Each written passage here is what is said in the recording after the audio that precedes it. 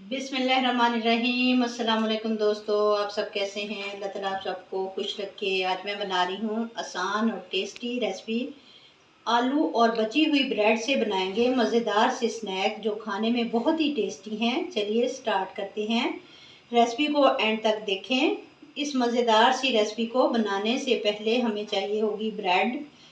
Bread के मैं यहाँ पर 6 से 7 स्लाइस लूँगी। बड़े साइज़ के हैं तो 4 भी ले सकते हैं। बाज़ औक़ात घर में डबल रोटी बच जाती है, बासी हो जाती है और बच्चे शौक़ से नहीं खाते। इस डबल रोटी का आप आसानी से इस्तेमाल कर सकते हैं।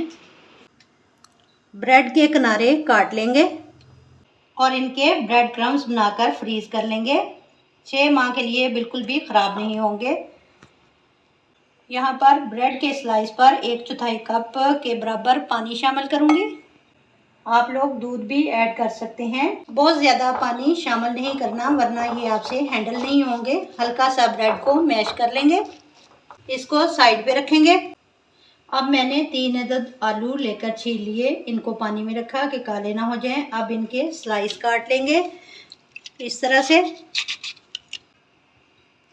कच्चे आलू का इस्तेमाल कर रही हूँ। अब इनको बारीक बारीक क्यूब में काट लूँगी। सारे आलू काट लिए हैं। 1 से 2 पानी में अच्छे से धो लेंगे ताकि इनका स्टार्च निकल जाए और किसी छन्नी में डालकर रख देंगे। अब ब्रेड जो रखी थी इसमें बारीक स्लाइस में कटा हुआ प्याज शामिल करेंगे। प्याज मैंने 2 अदद लिए हैं। हाथों के साथ मसल कर अलहदा कर लेंगे।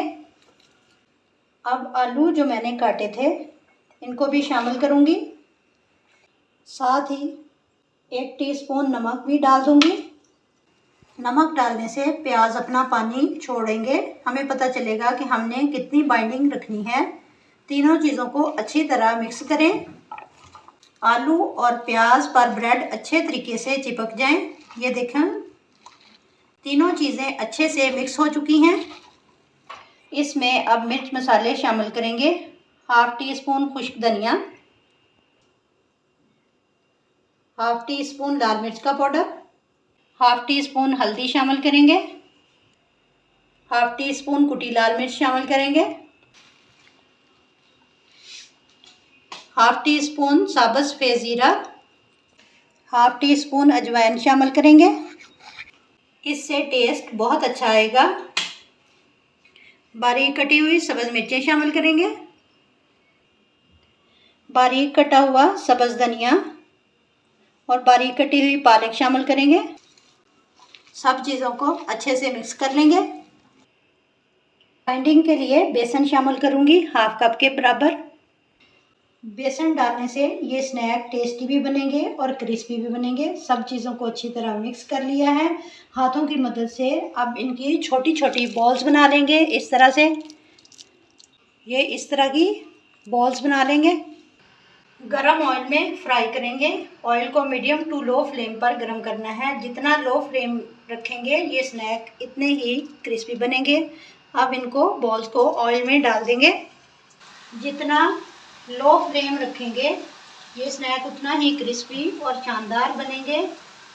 कच्चे आलू का हमने इस्तेमाल किया है। आलू अंदर तक गलना चाहिए।